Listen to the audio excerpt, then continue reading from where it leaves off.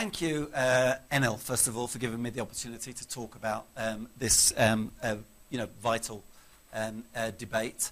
Thank you to the millions of people, it's hard to believe, but to the millions of people out there who are following this on live stream.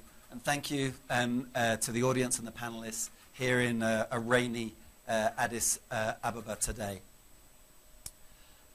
I'm really going to set, I'm not an energy expert, so what I want to do is really set a kind of a context in which this discussion can take place. I'm the Africa Financial Times, but as Isabella mentioned, I used to be the Asia editor of the FT. And so some of what I'll be saying, you'll kind of hear a thread through what I'm saying. Some of what I'll be talking about,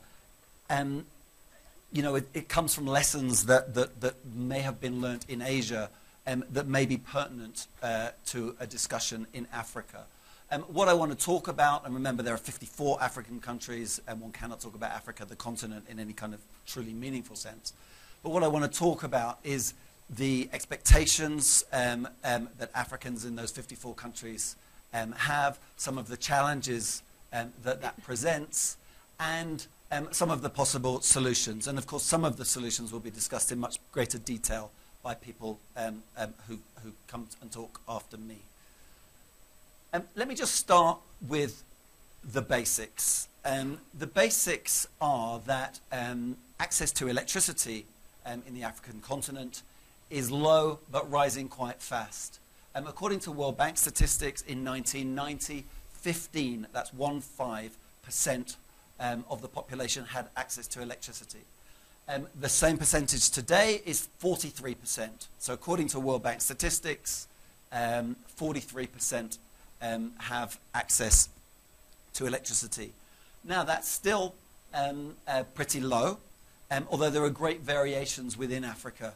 If you go to South Africa, the figure is something like 84% with access to electricity. If you go to a place like Chad or South Sudan, it drops all the way to 9%. But remember, of course, that if we're talking about advanced economies, economies to which every African country and every African can justly aspire, they have 100% access to electricity. And if we think of access to electricity and to energy as something approaching a human right, or indeed a human right, which I guess I would, then you can see what a big gap we have still to make up. Africa is a young continent on the move. The median age in sub-Saharan Africa is 19. 19. By comparison, the median age in Europe is 40. The median age in Japan is 47. I think we were saying that it was in Italy it's about 46. I would need to check that number, but something of that order. Now that's very important. If you look at the discussion in Europe, to some extent in North America, mature economies, the discussion around energy is very much about sustainable growth, about decarbonization, about, even on the fringes of that debate, about degrowth, which is becoming an important theme. And that's really driven by concerns about the environment, concerns about climate change, reports that came out recently, for example, about a collapse in biodiversity. It's important to realize, I think, that the conversation is very different in Africa. This guy is Bobby Wine. Some of you will know him. He's a rap singer in Uganda. He's a potential presidential candidate, although he's 33, I think, in his early 30s, and therefore old by African standards. He has come to kind of speak for African youth. Now, he won't be talking about decarbonization very much. He'll be talking about aspirations for democracy, aspirations for services to be delivered, aspirations for growth. And that's important, I think, to realize. And it's completely understandable. If you think about the GDP per capita in nominal terms in Africa, these are very, very rough numbers, roughly about $1,500, maybe $2,000. And if you look at those numbers, this is nominal GDP. If you look at those numbers in what economists call purchasing power parity terms, PPP, which adjust for local prices, you might find that that rises somewhat, and that is a sort of a low estimate. But let's look at the GDP per capita in the United States. $62,000. And the United States is not the richest per capita country in the world by any means. In other words, there is an enormous gap. Now, if you believe in the theory of convergence, then you will believe that that gap will start to narrow. Without going into too much detail, the theory of convergence says that, you know, if you go back to agricultural times, pre-industrial times, economies around the world, in such that there were economies, had roughly the same kind of level of income all around the world. Then you had the Industrial Revolution, and you had countries like the UK, then Europe following them, you know, the United States, Australia, and so on, really kind of peel off and become much more productive, much more efficient in their production, and become many multiple times richer in per capita terms, 30 or 40 times at the peak, which was in about 1950. Then convergence begins. Convergence because the lessons of industrialization can be learned, and technology can spread around the world, and you get catch-up, which is another way of saying convergence. You get Japan and South Korea, Taiwan, now of course China, following it India, beginning to close the gap with advanced nations. And we can expect, we can certainly hope, but we can expect African nations to begin to do the same. So in other words, again, that's another way of saying, you know, there's a lot of room for growth. Of course, what kind of growth is a topic for discussion today. Let's look at that another way. Let's look at that in terms of access to electricity or use of energy. Night lights taken by satellite can be a very useful proxy for GDP for levels of income. This is a map of, as you see, of Europe and Africa. Now you can see Europe ablaze with lights at night, which is a sign that Europe is a rich, mature continent. And you'll see that parts of Africa are also ablaze, but you know, but we can kind of look at those parts and almost name them. You know, you can see South Africa, you can see Luanda in Angola, you go up the coast, there's coastal cities, and there's a big area around Lagos in West Africa. You know, on the east coast you can see Nairobi and so on. But there are vast areas without access to electricity, as shown by night lights. Let's look at that in numbers. You know, this is some numbers that I found. Electrical energy use per capita, measured in kilowatt hours. In South Africa, 3,900. In the Democratic Republic of Congo, a country, remember, with the Congo River, huge source of potential energy, 114. In Ethiopia, the number that I read, it seems too low to me, but 65. That compares with 12,000 in the United States. Now, if that number is anything like true, that means that every American uses 185 times more energy than every Ethiopian. And that is really a number, I think, to kind of stop and think about, because it ought to give us pause for thought, and it ought to make us think, you know, if we're sort of saying, you know, Africans need to sacrifice growth, or they need to sacrifice the use of electricity or use of energy because the world can no longer take it, the response to that the response to that is really quite obvious. The response is, you know, you have been the ones who have polluted. You have been the ones who have benefited from all that use of energy. You've been the ones that have grown. Now it's our turn. Now I happened to be in Angola the week before last at a big oil and gas conference, Angola having huge deposits of oil and gas. This was the petroleum minister of Equatorial Guinea speaking. And he said, people who say you should go into renewable energy or grow tomatoes, I'm simply not interested. Oil and gas is my resource. I'm going to use it. We are not the ones who pollute. It is the consumers who are responsible for that. And where are those consumers? Those consumers, as we saw in the previous map, are not by and large in Africa. By and large, they're in rich Western countries, increasingly in Asian countries. There is no way, either in practical terms or in moral terms, that you can ask African nations, African people, a solution. That is, in a sense, the scale of the problem. But actually, I've only told you 1/4 of the scale of. So why? Well, now we move on to demographics. So this is, I think, a rather brilliant number invented by a guy called Hans Rosling, the late great Swedish health expert and data analyst. He called this the pin code of the world. This is the pin code of the world in very rough numbers that we live in today. So the pin code of the world, and it's almost worth remembering, I think, is 1114. What does that mean? That means that 1 billion people live in the Americas, 1 billion people live in Europe, 1 billion people live in Africa, and 4 billion people live in Asia, obviously in very round numbers. Let's fast forward to 2050, if we can. Yeah. So in 2050, this is the pin code of the world, 1125. So what has happened? The Americas have stopped growing. They've already stopped growing. Europe stopped growing. Africa is still growing very fast. It doubles to 2 billion by 2050. That is pretty much baked in. Asia adds 1 billion, and then very interestingly, stops. As far as we know, and of course there's an element of futurology here, although some of these numbers are very predictable because of the way that demographics work, certainly until 2050. Asia then stops. If you go forward to 2100, and then of course we are in the realms of futurology here, but on current trends, this is what you would get. 1145. That's 1 billion in the Americas, the same as today. 1 billion in Europe, the same as today. 4 billion in Africa, 4 times the population of today. And 5 billion in Asia, because Asia stopped in 2050.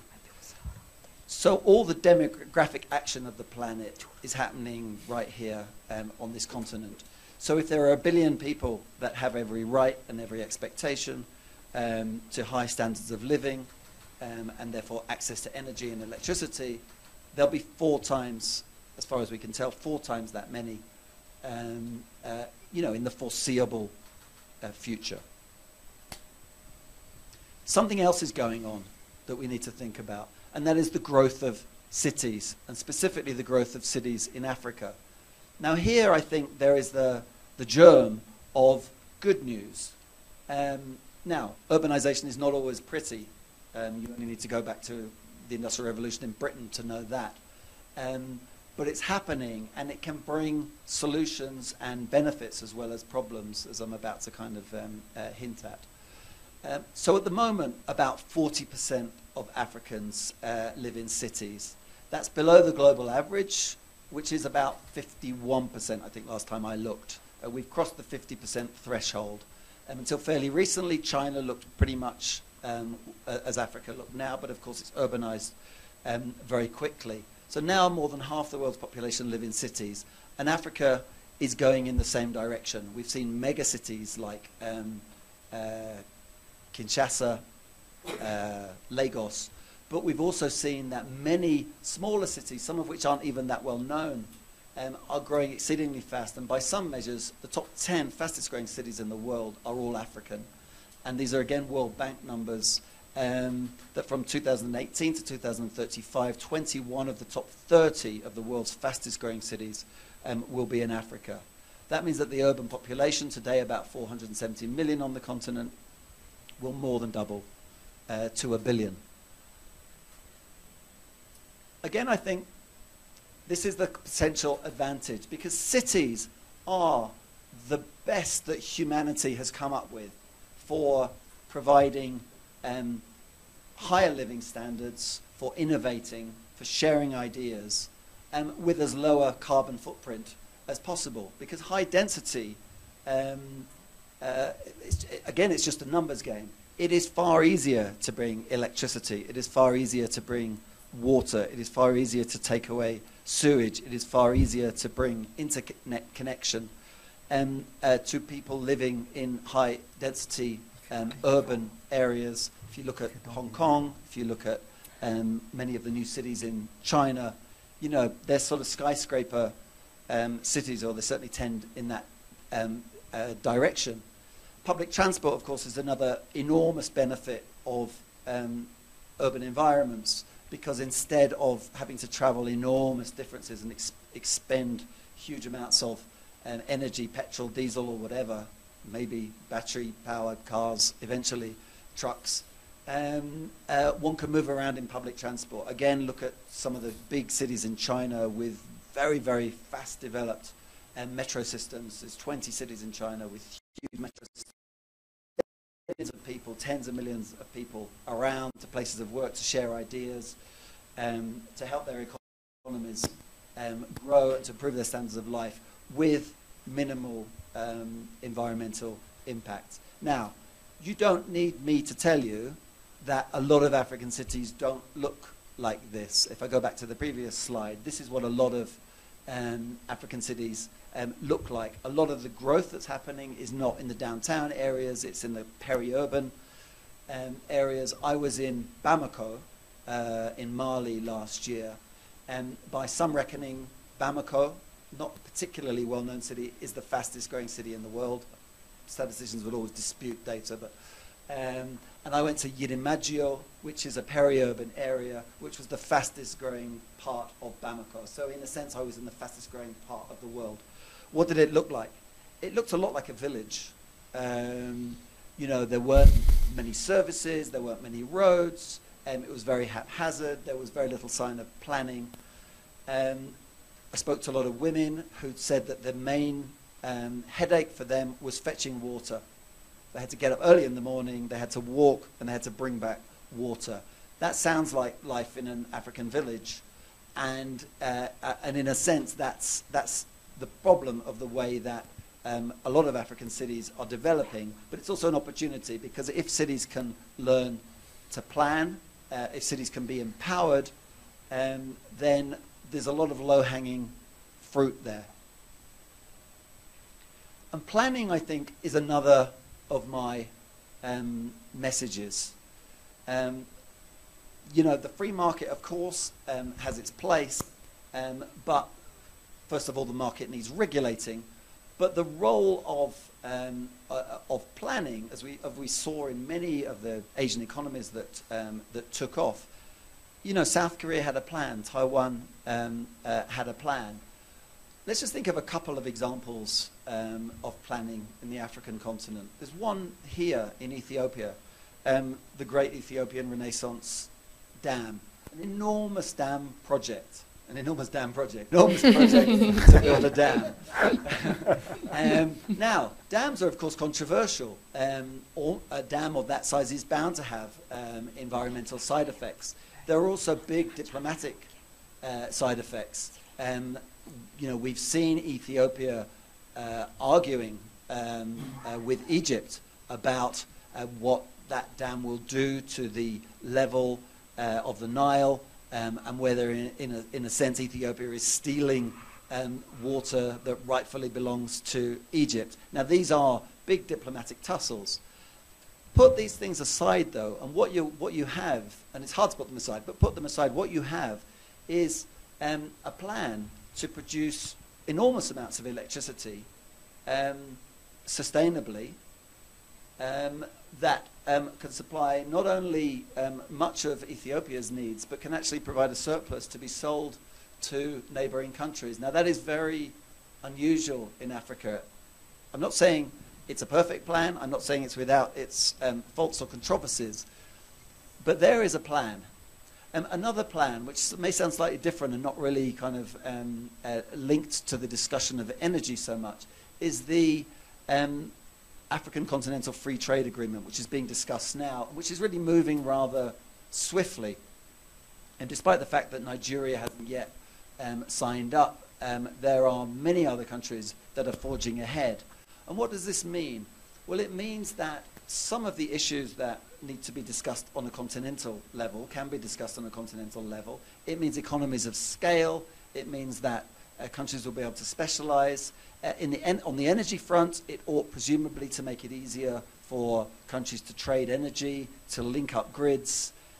Many problems will be solved and tackled at a local level. Many will be tackled, as I said, at a city level. Some, of course, will be tackled at a nation-state level. But increasingly, some problems can be addressed tackled, thought about at a regional level and even at a continental level. Let's go on to technology and this idea of leapfrogging. Now, before we jump straight into, the wonders of technology and leapfrogging, I think we need to acknowledge one thing, and that is that almost all the countries that have got rich have gone through the following pattern. They've basically become kind of industrial powers. They've been highly pollutant.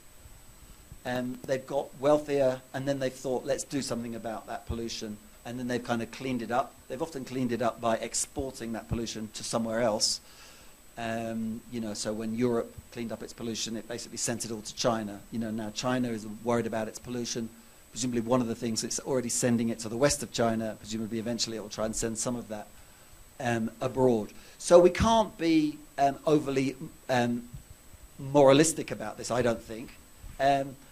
We must acknowledge that Western economies got rich by, doing things that we no longer approve of. Now, that does not at all follow that therefore African economies need to do the same. They may, and we ought to expect them to do some of it.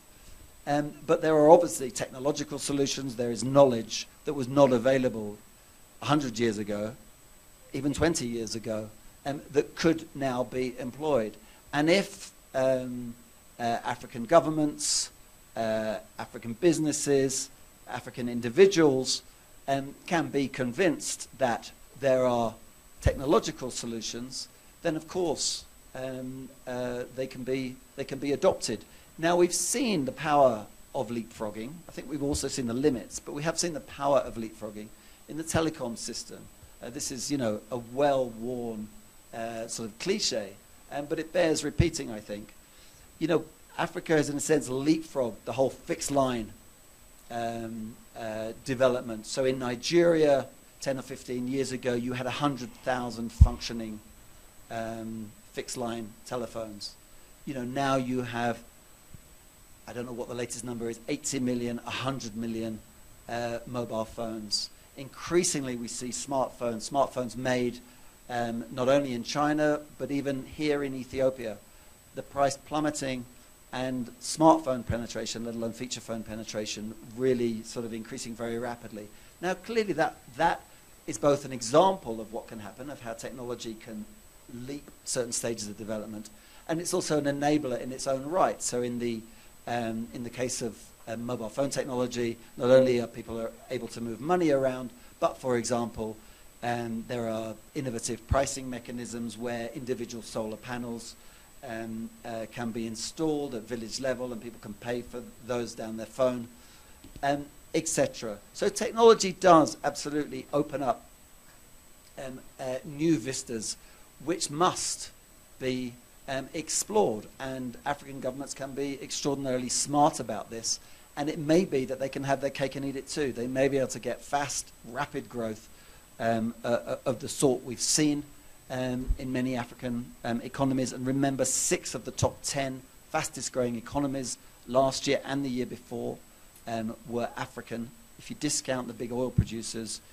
this is a continent with some of the fastest growing economies in the world. Maybe they can have their cake and eat it too. They can grow fast through the use of solar, the use of wind power, off-grid power, smart grids, etc.